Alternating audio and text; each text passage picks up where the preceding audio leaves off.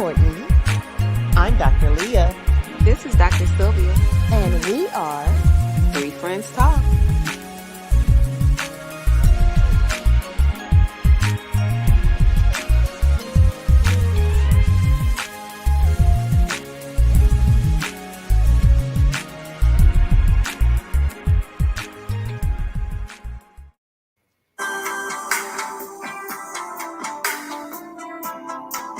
Can y'all hear my music?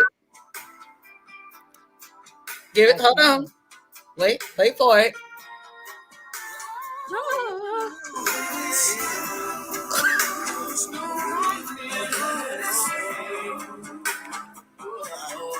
Okay. Let me cut it down. It's Wednesday night. Oh, go ahead, Sylvia. Hey, y'all. Hey, Dr. Courtney. Hey, Dr. Leah. Hello, friends. It's Wednesday night, so that means it's another episode of Three Friends Talk. Three Friends Talk. Three Friends Talk. Hey. Three Friends. I have not seen you ladies in, oh my goodness, how long? It's been long. A month. My goodness, let me share. A month of Sundays, I promise. It was homecoming. We missed you, Dr. Leah. Yes. I missed y'all too. We have a new respect for you running the show. Behind the scenes. That show we did without you. It didn't have no intro. It didn't have no intro. Yeah, we kind of just went live. We just forgot the theme music in the beat. We didn't. I tried, but we. As long as you tried, I mean, it's no biggie. We can walk through it. And then I tried to play a video. Thank you. It was no sound, ham, no burger. It was. We made it do what it do, and we did good. That's all you can do. Hey, new friends. Hello, old and appreciated. And they're old and appreciated. Old and appreciated. Hey, friends. Young hey, friends. Beautiful. How is everyone doing this lovely evening? Doing great. I definitely have enjoyed my Thanksgiving holiday, and I have a story to get into. But you guys, let me know when you're ready for that. Oh well, I will. Dr. Courtney likes to call me. Hold on, I'm trying to share this. What you sharing, girl? It's December 1st. It's a new month as well, and it's World AIDS Day. Right. It's World AIDS Day. So it was my attempt to wear red today, and it is red. It's burnt orange. But Dr. Courtney calls me colorblind. It is showing up as orange, but it definitely is red. But I brought out my Ricola cup. It's red and black. Just in support of my brothers and sisters that are thriving with the HIV virus or AIDS. We know it is not an easy thing. You definitely have to take care of yourself. So we're just standing in support with you all today. Okay. Dr. Lee, do you have on red? That's pink. No, this is a nice fuchsia. Pink. Okay.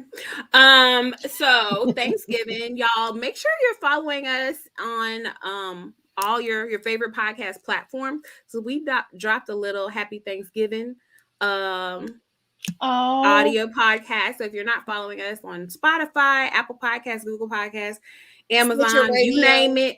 I was kind of emotional.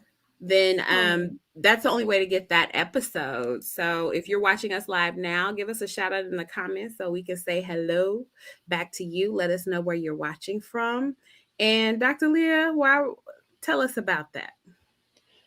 It was Thanksgiving, and it was a different Thanksgiving this year. I think it was good in some ways, and it was, like I said, a little emotional in other ways. So I think a lot of our families were able to be in person again, and that was wonderful. So a lot of people are boosted. So we're traveling, and we're around people. It's like, oh my gosh, I haven't seen you in how long? And then, of course, there's some people that didn't make it to the table this year. So that's why I was a little emotional. Number one, Big Daddy didn't make it to the table this year, but of course he was there in spirit. And I was telling Dr. Sylvia that morning, I was just a little, what'd you say? Verklempt. Oh, you were verklempt. I didn't get that story. I heard it later, but yeah, I hear you. Oh my gosh. Yes, and all of us. I had to woo her. Woo woo woo. Woo woo woo. She tried to make me laugh. What did you do my Sinclair? What? You told me something funny to make me laugh. Oh, I had to look at a funny picture. Oh yeah. Oh, I know what. I know What picture did you look at, Doctor? Oh my God. Okay. Yeah. Nope. So Dr. Leah was in her feelings, and that got me in my feelings because Dr. Courtney and myself, since last Thanksgiving, well, no, this is my second Thanksgiving, but the first one with everybody together. Your whole Because family I lost together. my grandmother, and then Dr. Yeah. Courtney lost her grandmother earlier this fall. So Right. I think we were all feeling that, and it was just different. It was. I had to go down to New Orleans because it was my mom's first Thanksgiving without her mom. And I wanted to make sure that, just kept her spirits lifted. I was okay.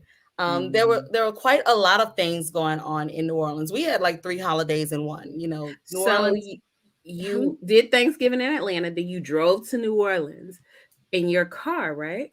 Okay, so before I get to that, it's Thanksgiving. I'm prepping for Mardi Gras and I'm prepping for Christmas. So it's like 3 Mardi Gras. Ma'am, it's it's a way of life. You're gonna be in a parade, in a troop, or what's it called? A troop. Sylvia, you should know better. You have been around me long I know enough. that's wrong. That's why I said who's in the troop? It's a Who's crew. in the troop? It's a crew. It is a crew. Crew. Crewe. Crew. That's not. Is that English? I'm speaking Creole. Crew.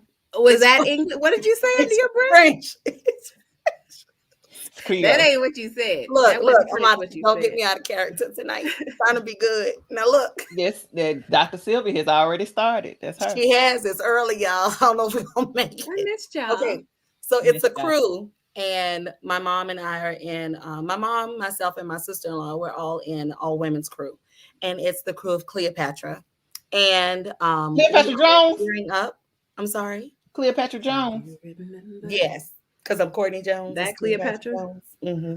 But we are gearing up. We had a couple of things that we had to do this weekend, but everything was great. Bayou Classic was in New Orleans. Y'all know we didn't have Bayou Classic last year, traditionally speaking, as we typically do in New Orleans, but it is the rival game between Southern University in Baton Rouge and Grambling State University. And it's really big in New Orleans. And there's a Battle of the Bands, step show. I mean, we were in it. When we were in college, we used to go to Bayou Classic all the time and tear it up. But it was the crowds there? Was it? I mean, like are people coming? It was just like old times. And let me tell y'all, I went out to a couple of parties, and my folk was throwing parties. Like I was at this club called Treehouse, right? And you could catch me there all weekend because remember, our it's like family promoted there now. Y'all know who promoted. I'll give y'all the names later. But when I go home to New Orleans, I don't pay for no parties. When y'all roll with me, we get it free. We drink free. We have a great time. So I was at Treehouse all weekend, and this is Jermaine. Shout out Treehouse because she keep promoting them. Treehouse, Nola. Yes, my people work. They need to cut you a check. My people promote that spot, so I'm supporting them. But the last night, New Orleans is on punishment right now because they did me dirty the last night. Oh. Wait, what? Yeah. Let her get it out. It's traumatic. Mind you, let me tell y'all, when we were at homecoming, we talked about that on our last episode, which will be loaded soon. This is my first time seeing Courtney in a while. And so when I got in her car, she told me, Dr. Sylvia, welcome to the e-tron. I said, oh. What's her name though? What's my car's name? I forgot. Spaceship. I'm gonna have to put explicit on this show. Please do, because she's been cussing us out all left and right. Yeah. It's not called Spaceship. It's called the Rocket. My car is called the Rocket. And Spaceship, Rocket Man. Tomato. First of all, she is super fast. Welcome to the she's electric. It's Welcome to electric. the Okay. e-tron. She needed like a little voiceover to when you get in the car. Welcome to the e-tron. Welcome to the e-tron. Pew. And she looked me dead in my eyes. She was Takes like, off. Like y'all, if y'all "Welcome haven't ridden in an to e-tron the yet, you e-tron." missing out on life. Like this Courtney, car is everything. when Sylvia told me, she asked me, when you got in the car, did she give you an introduction? It's like e-tron. She was so serious, y'all. I was like, let me keep my mouth closed because Man, it's the whole experience. So look, my baby is only a couple of months old. You know, I got her in the spring. And what had happened was, so I was at the club, Saturday night? No, Friday night, the first night I went, I actually parked the car downtown, but it was in a lot, like a safe lot near Treehouse, and had no problem. So I went back again Saturday night because it was the finale, but it was so many people. The police had blocked off the street to the entrance of the club. So I couldn't even get to the lot where I was the night before. And I got there much later than I did because I wasn't going to go at all. I said, okay, what the hell? So I went and I decided I'm going to park in the neighborhood. Now, is Treehouse in the best neighborhood? If you go a couple of blocks away, you know, it is, I would say, a rougher part where I typically wouldn't park my car on the street at night. But there were so many cars parked in the neighborhood. I was like, I was gonna ask her to name the neighborhood, but maybe I should. Nope, not gonna do that. But that's New Orleans. A few blocks over, anywhere it's a little though. different. They're gonna have parts of the city where there may be a little everywhere. I'm just saying, like it's not. But I don't want people to think "Oh, you're crazy. Oh, it's dangerous to go to Treehouse." You just got to be smart about it anywhere you go. Right? Park in the lot. But I couldn't get there. I digress. So anyway, I go in the neighborhood. I figure there are a lot of cars already in the neighborhood. Let me just go ahead and park.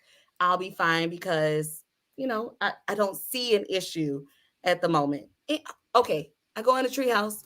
No problem. I'm in there maybe 2 hours. Just a second. Dr. Courtney is mothering right now. Clearly in the middle of her story. Yeah, I have an 8-year-old. It's like, what is happening? Okay, so I go into Treehouse. I'm in there for about 2 hours, and I'm ready to go at this point.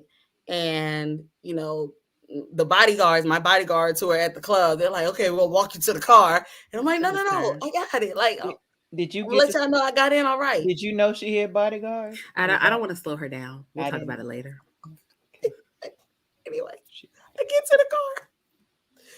First of all, I'm walking real fast because I did something real stupid. You know, I'm walking by myself. Okay.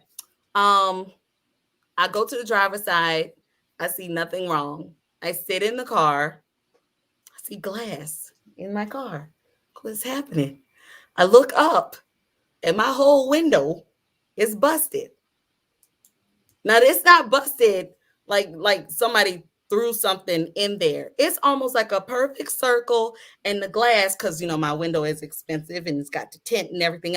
The glass is like folded in the inside, like somebody just reached their hand in and bent it backwards. I mean, they have a little device. It's like no stuff, Sylvia. Well, you said they reached their hand in and bent it backwards. So let me tell you. So I get out the car because I'm in shock. Like, what the? I walk out, and you know, I'm looking in my car. On this conversation, girl, she got 3 more minutes. Okay. Anyway, somebody vandalized my car that night, so I had to go through the whole thing, call the police. That's such a horrible feeling and situation. I had to make sure nothing was taken out of the car, and the thing is, nothing was taken out. Even to this day, I still don't think anything has been taken because everything is in the same place. But the fact that somebody just did something so evil, like there were still other cars, nobody else's car was touched but mine. So you singled out my car because it was a nice car, and I guess you attempted to see if something was in it to take something out, but I have nothing in there. Like my phone cord that was in the console was still plugged in there. They didn't touch any of it. So what did you were you trying to steal the car? I mean, and figured, oh, it's electric. I don't know what these panels are. I don't know how to drive it. So okay, I'm gonna leave it there. They didn't bust none of my computer panels inside. They didn't do nothing. They just broke my shit and just left. Like what? Sylvia, why? stop. For what? I'm sorry that happened. Just with they hating asses. Like for what? Get it out. It's like a therapy session. I call my daddy. Y'all know I call Big Daddy. Call my daddy. Dr. Phil. Uncle Phil. Uncle Phil. Not Dr. Phil. Dr. Phil. No, now. Uncle Phil. My daddy said, don't call the police out there. Just come on to the house. We'll call them from there. This must have been 3, 4 in the morning. And I didn't talk to them police till like 6 a.m. or something. We was up all night cleaning glass. So here's where then my daddy had to tape up my window. Like I don't get told fabulous. It taped up my baby with plastic and basket tape. And I said, I have to drive home like this? Who's driving? Yeah. You were humbled? Who? Humbled is not the word. She called me. She was like, hey! I couldn't hear. I can't talk right now because there's a lot of wind. We got 1 minute left on this story. It was the worst experience driving home. There's a lot of wind, and I just got to make the call right quick. Leah, you making me laugh at her misfortune, and I really I was like in tears, and I know these people were looking at me crazy. It was the worst experience ever. Was it like billowing in the wind, or did it just stay out? Sylvia, leave me alone. Ain't nobody see you. Okay. Clearly, they couldn't see me through the plastic. Now, all of a sudden, I have to remember how to pump gas because I have this rental car that's like ancient. It's like some, I don't know. Girl, stop. Who remembers how to pump gas? Who does that? Me. Pull you. I'm sorry. I'm good. Do I have a tan?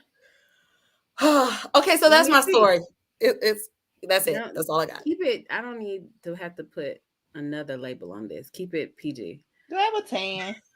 You look great. You look great from your St. Lucia trip. Yes. Oh, was I supposed to tell everybody where you went? After you took 25 minutes. How dare you? That's fine.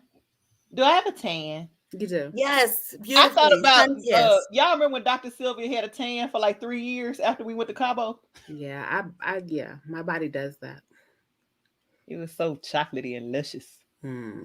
I mean, hold on, we might get cut when we talk about chocolate. I know, right? Yeah. Okay. So we actually have a show tonight. So tell us about your trip, Dr. Leah. Did you go alone again? What was this? Your delayed birthday trip? We got 1 minute. Oh, I'm condensed. Okay. No, it was my 40th birthday trip. And I had a wonderful time. It was me and the Memphis and the Baton Rouge 40-year-olds. So, yeah, we had a great time. We stayed at a beautiful resort, and it was booked by Halftime Let's Travel, which is Dr. Leah. Yeah. Queen and she posted all the pictures. She did a whole photo dump, you guys. You can catch it on her social media. Yeah, I just today. Did that about a couple hours ago. Okay, well, I've just been chilling in Dallas. My car was broken in too, actually. Was it? We did? No, it was like last weekend. But did you have to get plastic on your window too? Oh, you did tell me that story. But they use one of those things. I usually don't keep my purse close to the door because they have this thing that you can amplify your key and unlock it without touching anything. I didn't know about that. They stole your purse? No. Like, I don't want to get too deep into it, but like my purse, if your key is close to the car, they can drive by with this like device and they can remotely unlock your car without breaking in. They sell this stuff at AutoZone. They sell that, and they sold like glass thing, the glass cutter that they did with my window, like AutoZone and all these other auto parts. So the thing that selling this kind of stuff. You know how when you travel abroad, they have a little bag for your wallet to put your cards in? Yeah, like for your passport and stuff. Yeah, to put your key thing in, and that'll stop that. But it never happened to me before. There's nothing in my car. I didn't even know they could pick that up. Huh? Yeah, I didn't know they could pick that up, but that, I mean, it makes they've been sense. doing it. They've been doing Wow, it. that's crazy. So anyway, all they just stole was my work bag. So I didn't. You had much more. That's enough. I'm so sorry that you both had to go through this. That is a horrible experience. I feel violated. I mean, what did I tell the girls when I went to work? I was like, the bag was the hair in the back of my car. That's what they should have took besides the work bag. Now, I have a custom license plate. I wonder if they targeted me because of my license plate. What? I can't tell the people what it is on the show because they're gonna be, because I got stalkers. They're gonna be looking for me. No. Stop. Anyway, I am excited about this show because we have an amazing guest, and we're talking about something that disproportionately affects the Black community. So I'm glad to be talking about this topic, and we are excited to also bring you someone in the near future because it is World AIDS Day to talk about AIDS.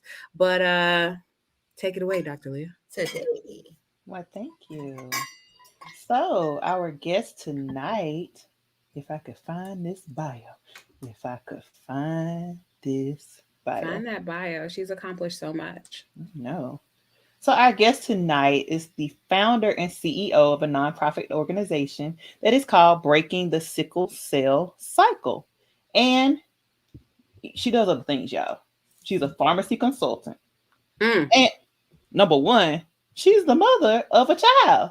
And this child has sickle cell disease. So you can imagine having a child with sickle cell disease. Of course, you're already invested and you want to know more. And why not share your knowledge with the community? You're a pharmacist. That's what you do, right? Mm-hmm. So our guest, she's worked in pharmacy for 20 years. Long time. Yeah, we getting old. Who? Not me. Now those baby hairs. Really?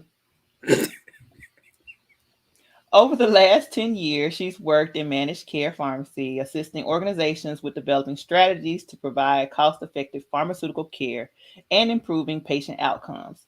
She currently is the director of pharmacy. Oh my gosh, she does so much. The director of pharmacy for the Tennessee Department of Correction. Oh, wow. I know, right? She works with our friend, Dr. Audrey, maybe. Yeah. We had Dr. Audrey on season 2. So it's another great episode that you guys can grab. She is a caregiver, and as a caregiver and healthcare professional, she understands the challenges associated with treating complex conditions like sickle cell disease. So in 2015, she decided to leverage her experience in managed care and community pharmacy, and she founded her nonprofit, which is about sickle cell disease, and it focuses on promoting community awareness, education, and prevention of sickle cell disease. She's led numerous outreach efforts to educate the community and other healthcare professionals about sickle cell disease. She's even worked like on the national level, y'all. So at this point, I really would rather that she tell us more about her journey instead of just reading a bio. You know what I'm saying? Because I'm ready to get to this guest. So introducing to everyone this evening, everyone.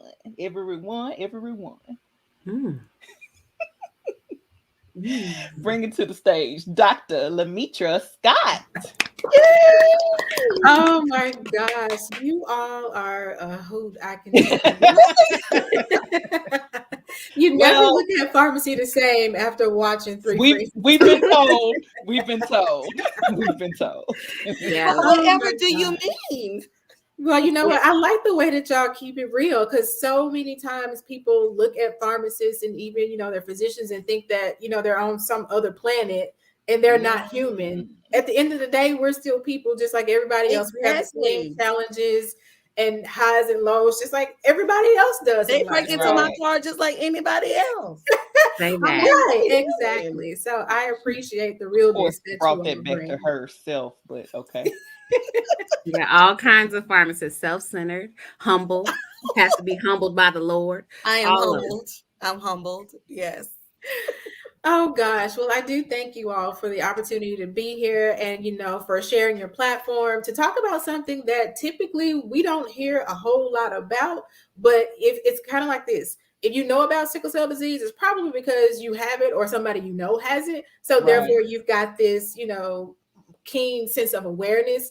But if you don't fall into that particular group of people, it's almost like something that's far-fetched. Like, what is sickle cell disease? I've even had people say, well, I thought that was cured a long time ago. That's just how far removed people are from it if they're not affected by it. But what I want to tell people is that there are millions of people who are carriers of sickle cell trait. And the reasoning behind why you don't hear so much about sickle cell disease as you would, let's say, cancer, is simply because it's considered a rare disease, because it only affects a less than 100,000 or right at 100,000 people. So our government classifies it as rare. But what you don't know is that because there are those millions of people who have that sickle cell trait, those are the people that are actually responsible for creating children who have sickle cell disease. So more attention really does need to be placed on the fact of sickle cell trait, what that means, how it affects the person who has it, and even more so, how it affects future generations. Oh, right. Absolutely. Absolutely. Well, before we dive into those questions and we're going to pick your brain some more, I'd like to play a game. It is Three Friends Talk tradition that I play a game with our super friends. So are you up for the challenge, Dr. Lametra? I'm ready. Yay! Dr. Courtney, are we playing this or that? We are ready to play this or that. Okay. So I'm going to ask you some questions and, choose one or the other. And Dr. Leah is going to be my timekeeper because we're going to try to fit in as many questions as we can in 30 seconds. Okay? All right. I usually try to beat the buzzer. So we'll see if we can do it again tonight. You ready, my timekeeper? 30 seconds. Yes, please. Okay. Let's do it. All right. And go. iPhone or Droid? Droid. Heels or sneakers? Heels. Facebook or IG? IG. Vacation or staycation? Vacation. Glass half full or glass half empty? Glass half full. All right. To see the future or change the past? To change the past. Okay. Holiday with family or a holiday party? Holiday party. Rich friend or loyal friend? Say that again. Rich friend or loyal friend? Loyal friend. Love or money? Love. Coffee, wine, or Hennessy? Coffee. Coffee? What you drinking coffee for? What's in the glass? No, just kidding. Well, if you mix your coffee with some Kahlua, your coffee is on the Hey. That's what I'm talking about. Those Memphis girls. That was cute. Now look, and one of your answers, Dr. Sylvia's mouth just dropped wide open. What were you shocked at, Dr. Sylvia? She was like, family or holiday party. I was like, little Dr. Sylvia. Look, I'm up for a party. I'm an extrovert, so I'm like, holiday party. The family can come, but I rather a holiday party. So I like that answer. And you're another droid. Haha. Sick of these iPhone people. I can't get down with the iPhone. I'm sorry. I don't get it either. Anyway. Let me grab my phone. Okay, so yes, that was good. That was good. I told you I wouldn't bite. Okay, so you kind of got into it, Dr. Lametra, but I really want to know about your journey as a pharmacist to your current role. Can you tell us a little bit about your personal backstory? Sure. So when we get into this space of pharmacy, it's all because we always want to help somebody in some way, shape, form, or fashion. My connection with pharmacy was more so about helping people really understand why they take the medications that they take. As a young child, I oftentimes remember my grandmother. She had this big purse, and in this purse, there were like tons of medication bottles. But oftentimes when you would ask, like, why do you take this or that, whatever the medication is, the response 9 times out of 10 was, I don't know, the doctor told me to. And when I started working in community pharmacy, that was one of the things that I really, really, really wanted to help change. I really wanted to help develop relationships with my patients and help them understand why they were taking certain medications. And that's kind of where my journey began in pharmacy.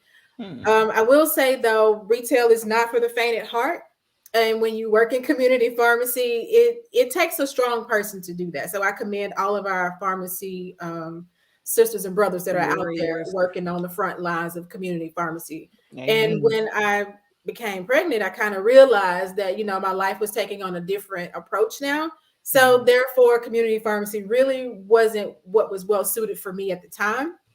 So I pivoted a little bit. And when I say a little bit, it's kind of like when I finished pharmacy school, I went on to do a residency in managed care, which allowed me to make that pivot. And that pivot was into managed care pharmacy, dealing with correctional institutions. So I worked for a pharmacy benefit manager. And in that role, I did disease state management and helping people and providers pick the most cost-effective meds without breaking the bank. Because as you all know, prisoners are the responsibility of the state government, and their medications are paid for by our tax dollars. So I needed to make sure that our tax dollars were being used efficiently. So that was basically how my role began. Once I had my son, and I realized then at that point, it was kind of dropped on us that my son had sickle cell disease. And while I discovered the fact that I was a sickle cell trait carrier while I was pregnant, that's typically not the time that you want to find out about your sickle cell trait status after the fact. But nevertheless, that became, my reality at that point in time. So when things like that happen in life, whatever it is, whether you get, a diagnosis or a family member to die, you always ask the questions, why? Why did this happen to me? I was no different. I wanted to know kind of like what caused this to happen in my life or my child to be impacted by sickle cell disease. And as I started to think about it, the journey for me and why I became a pharmacist, why the path of preparation that I'd gone through led me to this point, it actually prepared me for this journey of having a child who has sickle cell disease. After a while, what I began to see in the community was that a lot of people, everyday people, did not know about sickle cell disease. They didn't know about sickle cell trait or sickle cell status. And the same vein, healthcare professionals did not know about sickle cell disease, sickle cell trait and status. So therefore, we've got two groups of people in the dark about sickle cell disease and sickle cell trait. So I decided to take the skill set that I developed in being a managed care pharmacist and talking about disease state management, take all those skills and put them on sickle cell disease. Because again, my first introduction with sickle cell disease was when my son was born. That is how I became, into this world. So it's not like I've been studying this my whole life. It's only been over the past 9.5 years now is how it came to be. So I decided to start. Oh, go ahead. I don't want to stop you because your story is very awesome, but we want to kind of break it down just a little bit. Okay. So let's talk about, you found out you had the sickle cell trait. Let's talk about that piece, because there might be somebody out there listening that's either pregnant or wants to have children. Tell us, like, how did this come about? Like, are you just going for your normal visits with your OBGYN? Yeah. Do they test everybody? Yeah, well, they do now. They do. So when you're pregnant, and I want to say it's between the 3rd and the 4th month, when you go to get testing for all of those genetic disorders or that may be present during that time, is when I found out that I was a sickle cell trait carrier. And when my doctor came to me, she said, "Did you know you were a sickle cell trait carrier?" And I said, "A sickle cell what?" Because for me, the only introduction or remembrance that I had about sickle cell disease was when I took genetics back in undergrad. That was a long time ago. Yeah. And we were talking about Punnett squares and how, things are inherited. Recessive and dominant. Exactly. Right. So that was, I'm about to say who? that was my reaction. Sickle cell, what? Right. But it's crazy because 1 in 12 African Americans actually carry the trait for sickle cell disease. 1 in every 365 babies is actually born with sickle cell disease. Yeah. So for us to be carriers at the rate of 1 in 12 and not know that we have sickle cell trait, or to even know that that's a possibility, that is a huge health disparity. Because I feel like if there was more emphasis placed on the fact of people being trait tested and knowing what their status is, then we could definitely break this cycle of more children being born with sickle cell disease. Okay, so let me slow you down one more time. You find out you have the trait. you go through your pregnancy, you have your son. Mm-hmm. At what point do you find out my son actually has sickle cell disease? Well, in this right now in all 50 states, and I want to say this is true as of like 1998. So it really wasn't that long ago that they did do universal screening for all babies that are born in the United States. Mm-hmm. So the issue though with that initial newborn screening when the baby is born is that you could get some false negative results. And that's because of the way that hemoglobin works in the body. So when the baby is born, you have fetal hemoglobin. After about 6 to 8 weeks, that fetal hemoglobin starts to turn into adult hemoglobin. In the case of sickle cell disease, it turns into hemoglobin S, which is the type of hemoglobin that will actually sickle. So if you take the test too early, then you could get a false negative, meaning if you took that test before the hemoglobin actually started to change, you could get a negative result because it only detected the hemoglobin F. Whereas if you wait after that 8-week time period, then you'll know for sure if you have hemoglobin S or if you have hemoglobin A that is actually being made. So in my case, I knew that we had to wait about at least 6 to 8 weeks until after he was born until we went back to do what is called confirmation testing. Well, being the person that I am and trying to be all overly prepared, before my son even came into the world, I started interviewing pediatricians to talk about sickle cell disease, to talk about, okay, this is what we're dealing with. This could be a possibility. Do you know how to treat sickle cell disease? Is this something that you are familiar with? So long story short, I selected this person who seemed to be well knowledgeable or proclaimed to be well knowledgeable about sickle cell disease. I took my son to go have his confirmation testing at about, I would say 10 to 12 weeks after he was born. And the results come back, and I will never forget this. It was like the day before Thanksgiving or so when I got the results back. The doctor's office called me and I was like, oh, we've got great news. Your son doesn't have sickle cell disease. He only has sickle cell trait. And, he'll be fine. So at that point, I'm like, oh my God, thank you, Jesus. Now, because we didn't tell anybody in our family, like I didn't tell my mom, I didn't tell anybody about what the possibility could have been because I didn't want to prematurely worry anybody. Well, when the doctor called and said he only had trait, I was so excited. Then I called my mom. I was like, Mom, why didn't you tell me I had sickle cell trait? And she was like, you got sickle? What? She didn't know either. Because when I was born, they weren't doing universal screenings and testing for sickle cell disease and sickle cell trait. Well, because of that newborn screening that I told you they do now in all 50 states, I started getting calls from the health department. And I couldn't understand why. The health department was calling. They were sending me letters in the mail saying, we need you to bring your son in to get him tested. And I was like, why? I've already done the confirmation testing. I took him to the pediatrician. They've got the results back. They said he didn't have sickle cell disease. It was only trait. And they were like, no, Miss Scott, I'm sorry.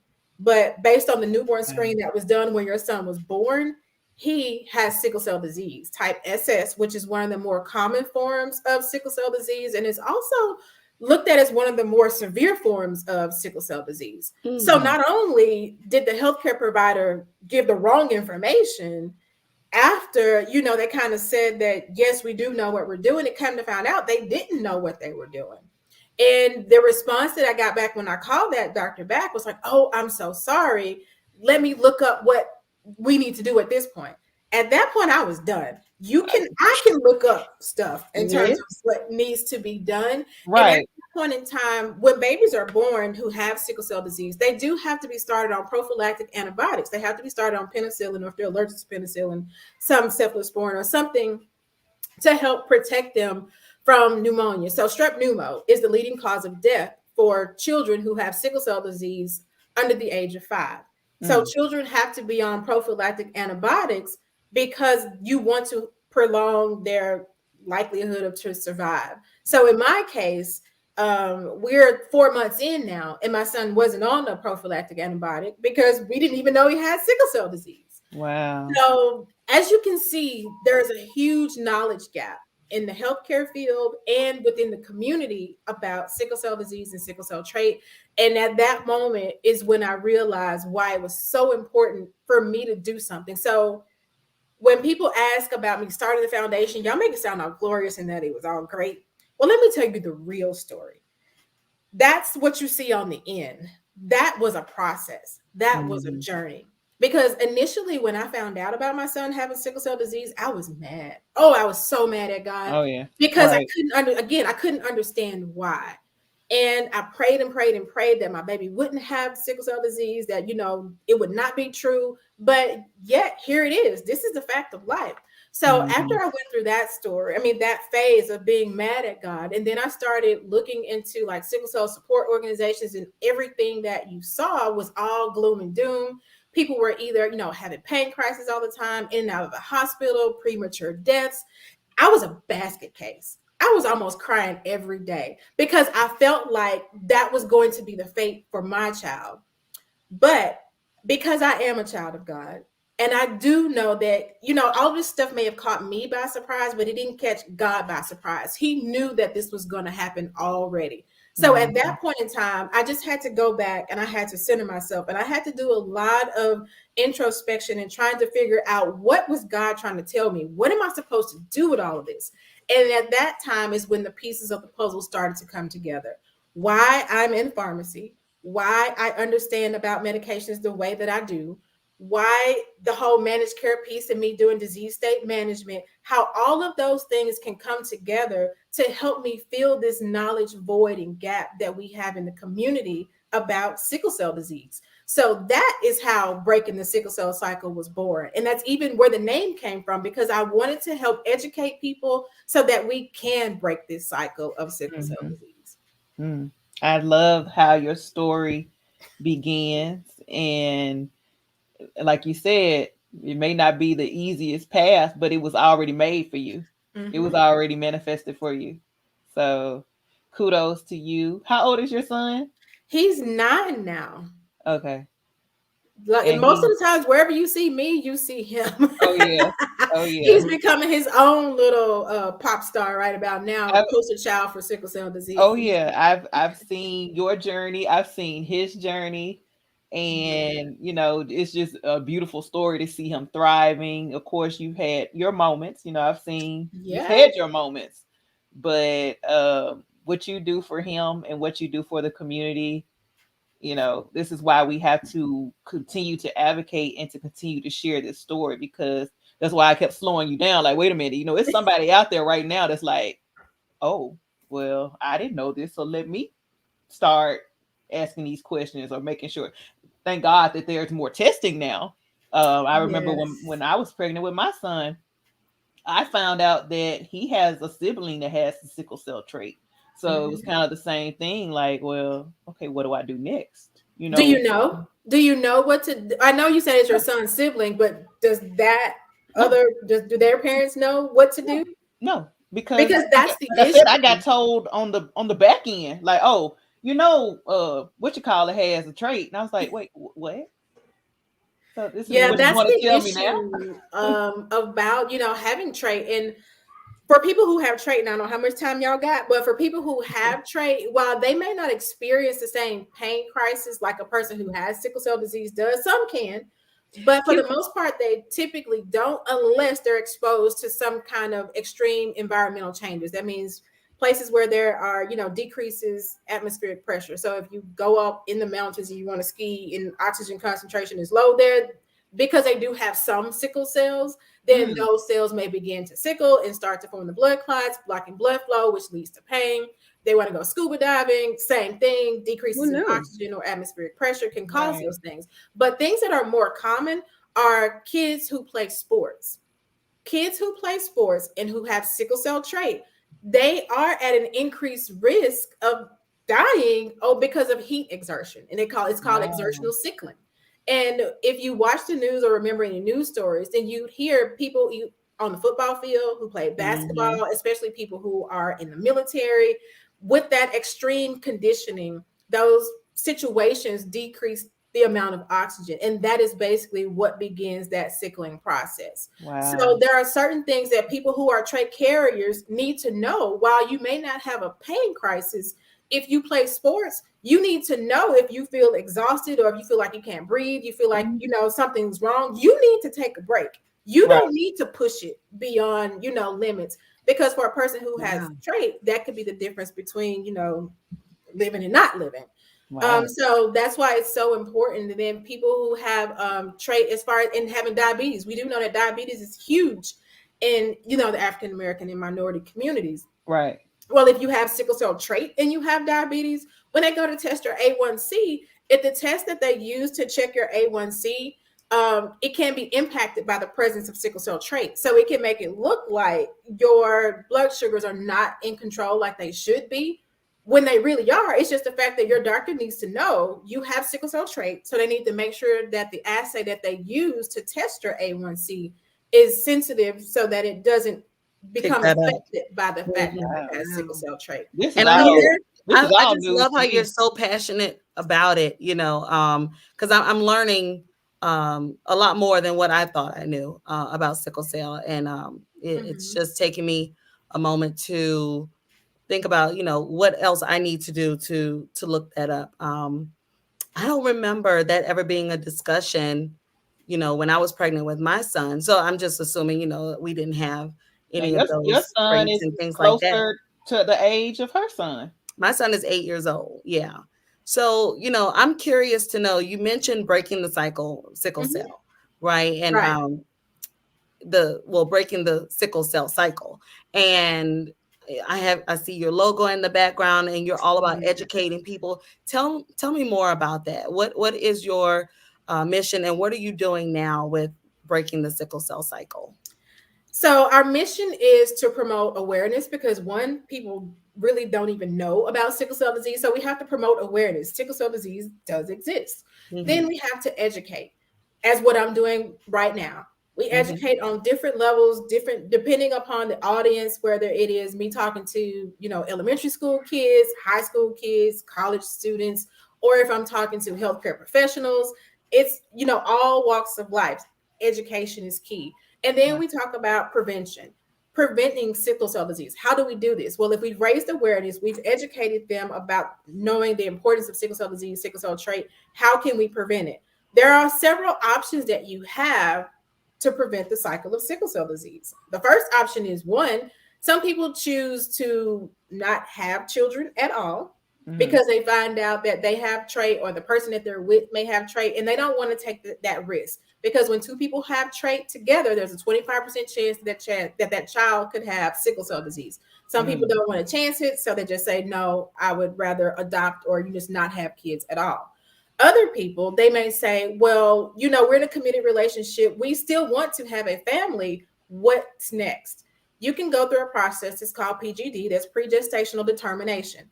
That's basically an in vitro fertilization process, where science has come so far now, where the eggs can be harvested. They can be, put together with the sperm. The embryo can be made all in a petri dish. Right. And they can test it beforehand to see which one has sickle cell and which one doesn't. That's exactly Get out of here. Wait. You look at the embryos and you figure out which ones don't have sickle cell disease. That embryo is implanted back into the uterus, and you have your baby, and your baby does not have sickle cell disease. Wow. Because Lord knows, had I known that information, that is the route that I would have taken. Right. That's why I know this is my journey. This is what God wanted me to do in order to share. Now, how expensive is that? Because every family, I'm thinking, I think in vitro, that's quite an investment to go that route. So they've got to be financially stable to be able to even choose that option. Exactly. Right? And have the knowledge. Yeah, you've got to have knowledge, and you've got to have money. And the other thing, like the free option, of course, like I said, is like, if you know what your trait status is, and you know what your partner's trait status is, that is when you have to make the decision. Is the decision that you want to take the chance? And some people say, you know what, it's only a 25% chance. We'll just roll the dice and see what happens. Well, all of those are very viable options. It's just the education that's required on the front end. A lot of people don't even have the education to be able to get to the point where they need to make a decision. So that's kind of where I feel like my job is in closing this gap, is to provide the education and then let the people make an informed decision on what it is that they want to do next. Gotcha. That's Thank awesome. you. I remember, I think I was about 10. I always have a story, Dr. Lametra. I'm about to say, what's she gonna say? She had it. My dad, he was very involved in the community, and we went to like a Sickle Cell Association luncheon. or something. And I remember the speaker was awesome. He talked about how it was affecting our communities, and maybe you can speak to that a little bit. But I remember by the end of that, he said, "We will have a cure for sickle cell in the next decade." And everybody got up and applauded. And I was like, "Ooh, yes." I felt like I had just heard Martin Luther King talk. I mean, he was just very passionate and really got us excited and really displayed how this is affecting our community. Fast forward, I've had elementary school friends that didn't make it to their 40th birthday. They didn't they couldn't go away to school because their body just was kind of betraying them. And I don't know that we clearly defined what sickle cell disease or trait is. So let's roll it back to that, and why is it so important that we do find a cure, eradicate, get rid of this disease? All right, so sickle cell disease is a red blood cell disorder that affects hemoglobin. Hemoglobin is responsible for carrying oxygen in the blood. When you have a genetic, I say, mismatch in your DNA sequence for the code that makes hemoglobin, you get a misaltered shape of hemoglobin. That misaltered shape of hemoglobin under deoxygenated conditions, it causes the cell to change from that donut shape to take on the shape of a banana. And I'm explaining, the way that I explained it to my son is that we've got some cells that are donuts and some cells that are shaped like bananas. So we got donuts and bananas going on. So when you have a decrease in oxygen, those red blood cells begin to take on that banana form. And when they're in that banana form, they become hard, sticky, rigid. They stick to each other. They stick to the blood vessel wall. And all of the stickiness basically forms a blood clot. When you have these blood clots, they actually block blood flow, especially down in the microvasculature. Those are the very small blood vessels. So it's very hard for blood to flow. And as you know, blood flows all over your body. So if you get to a location where blood flow is blocked, then it's kind of like when you close off a water hose. When you close the hose, the water is not, and you didn't turn the faucet off, it didn't stop. The pressure is just building up behind the point of that blockage. And therefore, it's working the same way in your body. Blood flow is no longer going beyond that point. So we all know when blood is not going to an area, what happens? The tissue, cells, all that begins to die off. You get excruciating pain. And when those blockages occur in the brain, you have an increased risk of stroke. These strokes can occur as early as 2 years old for kids. You have dactylitis that can occur when you have swelling of the fingers and the toes because you've got blockages in, again, those small blood vessels for kids. When you get those blockages in the lungs, you can have something that's called acute chest syndrome. In the heart, it causes heart attacks. So as you can see, sickle cell disease is a total body disease. And the reason why a lot of people with sickle cell disease suffer from premature death is because of the organ damage that's occurring. Sickle cells, they're sickling off and on all day long, year after year. And over time, the organs just can't take all of that fluctuations and blockages of blood flow. So the organ function starts to decline. And that is where you get into that gray space of having early mortality due to the effects of sickle cell disease. So important, so important. Right. And then why don't we have a cure? I feel like in the 90s we were so hopeful. And I know that we have knowledge and we have tools, but it just surprises me that I won't say the only, but what you're saying is that we have to be proactive about making sure that we don't pass on this trait. Why aren't there other options, or what can you tell me about options, I guess? Well, the first thing I want to say is we're going to roll it back. Like, as you say, this is something that affects minority populations more so than others. Other people do have sickle cell disease. So you can see it in the Hispanic population. You can even see it in the European populations, places that are around the Mediterranean areas where we've got Turkey, Italy, Greece. Those people may have sickle cell disease too.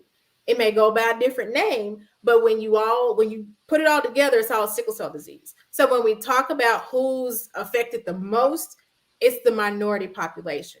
Now we begin to uncover the real story about why we don't have a universal cure for sickle cell disease. It's disproportionate the way that our healthcare system is set up. is not set up to focus on things that impact minority communities. That's no secret.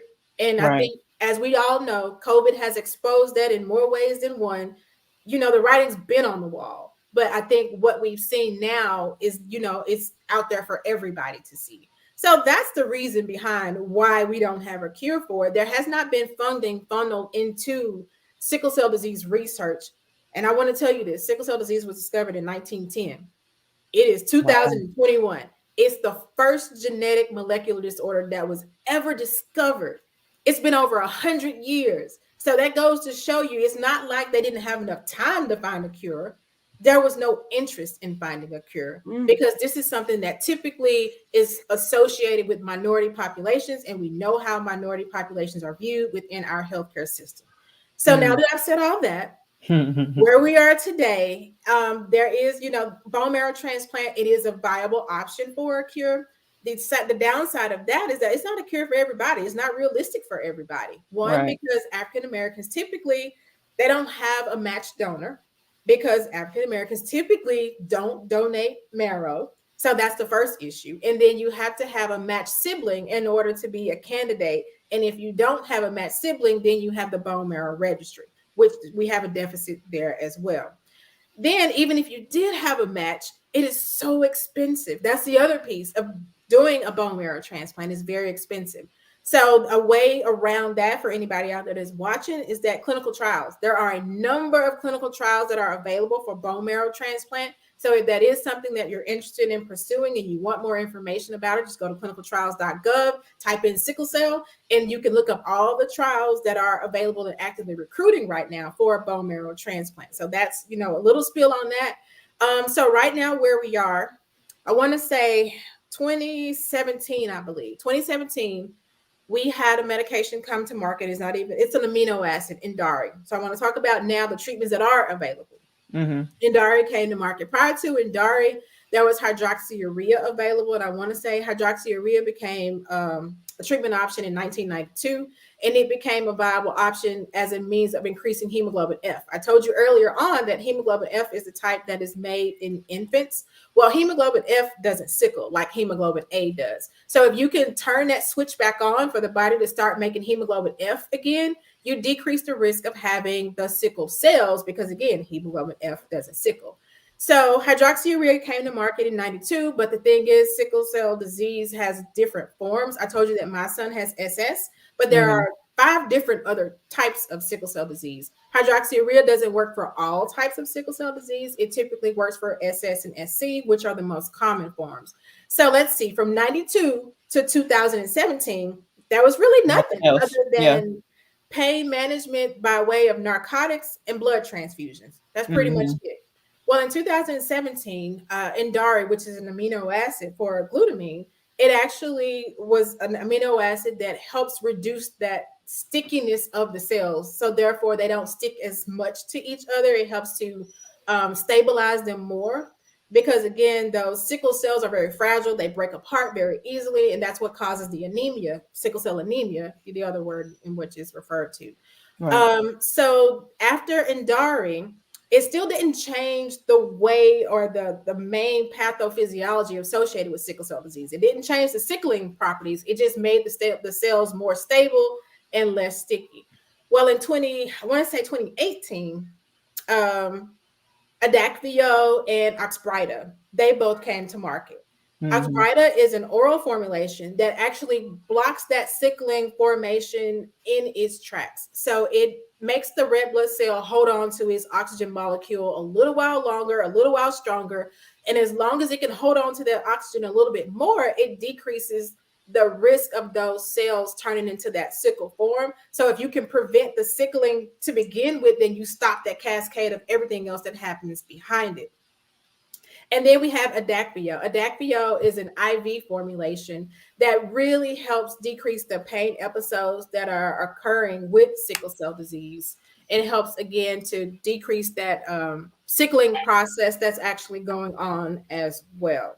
So that's pretty much it. There's no long laundry list of things that are available on the market right now to treat sickle cell disease.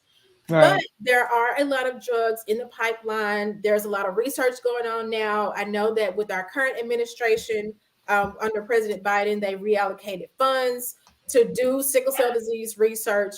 And even in the previous administration, they reallocated funding as well for sickle cell disease. So sickle cell disease is in the news a lot now. And I'm very hopeful that with the new gene editing that is going on right now, with the advanced bone marrow transplant processes that are going on, where you can have an autologous transplant where the person can be their own donor, that part is still in process right now, still under research. So I'm very hopeful. And by the time my son becomes an adult, or at least by the age of 18, I pray to God that there is a viable option that will be available for him. I know I said a whole lot. I tried to get it all in as fast as I could. You did. No, it was great. It was great. Thank you. To Dr. Courtney. So with everything that you've mentioned and what you've educated us on, what do you do for yourself, Dr. Lametra? What's your self-care look like? Oh, wow. Okay, so I want to tell y'all this. My self-care, it went back to being in nature. I love being outside. I know we all like to work out, which it's great, but it's hard to stick to. And so in September, we had a run. I did my first 5K for the foundation. We had our first 5K. So to get in shape, because I wanted to run it, I started running at the park. So we have a really nice park that's here. It's beautiful. And you would be amazed at just how taking a break to get away from all of everything that's going on, just to be outside, that to me is what my happy pill in a bottle. But now that the weather has changed, I do have to bring it in a tad, from time to time. And I like kickboxing. So that's another something that I absolutely love to do. Is kickboxing. Wow. You bad. Don't mess with Dr. I Lametra. love it. Okay. Okay. And so, Dr. Lametra, you are a warrior for sickle cell, and so knowledgeable. Thank you for sharing your knowledge and time with us. What's next for you? Oh, wow. What's next? Next year, I really do want to make my relationships that I have with people, because I told y'all it's all about relationships. When I worked in community pharmacy, it was all about relationships.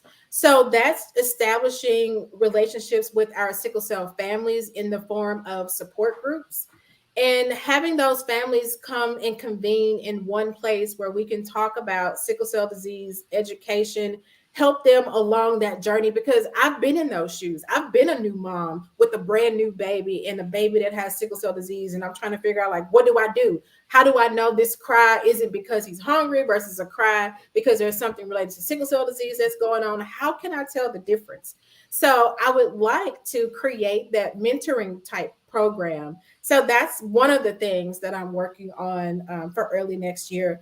And then it's just bringing more people into the fold, bringing more advocates along the lines and allies, because I'm just one person. I can't do it all. And the more that I educate and talk about sickle cell disease, the more people want to know.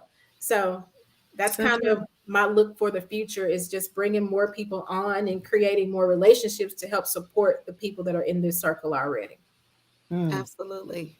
Well, I know that I've been helping you out a lot, because she has a link on Amazon, on smileamazon.com, where you can support Breaking the Sickle Cell Cycle Foundation. And I think I have been, I know it's been at least 5 years. So I've probably raised $3,000 million. Billion, top donor, trillion. Top donor, huh? Yeah. So sickle cell. So Amazon, we are partnered with Amazon, and it doesn't cost you anything. The only thing you have to do is bookmark smile.amazon.com and make sure when you go to our link that you click that you want to select Breaking the Sickle Cell Cycle Foundation as a charity you want to support. And whatever you purchase, Amazon donates 0.05% back to the organization. So it's no additional charge to you. That's just something that they give to us. So for anybody that's out there, and I know everybody's about to do their holiday shopping, and you may be doing it on Amazon. If you're doing that, please go to smile.amazon.com and click on the, support charity link, and make sure you select our foundation to support. Absolutely. Good night, son. Good night. Your house sound like my house. Right. That was sweet. Well, this has been great. We won't belabor your time. We gotta find out how we can reach Dr. Lametra. Yeah. Yes. Okay. So you can reach me. All of our social media handles are BRK the SSickle. So it's Break the SSickle. That's on all Facebook, Instagram, Twitter. Same across the board. Our website is www.b as in boy, t as in Tom, ss and the word cycle.org. I love it. We'll definitely check you out. You got that, huh, Dr. Leah? You got all that? She don't have it. Okay. So we'll put that in the show notes for sure.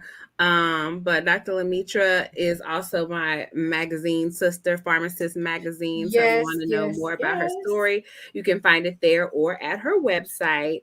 And this has been so informative. And thank you so much for your time and your passion.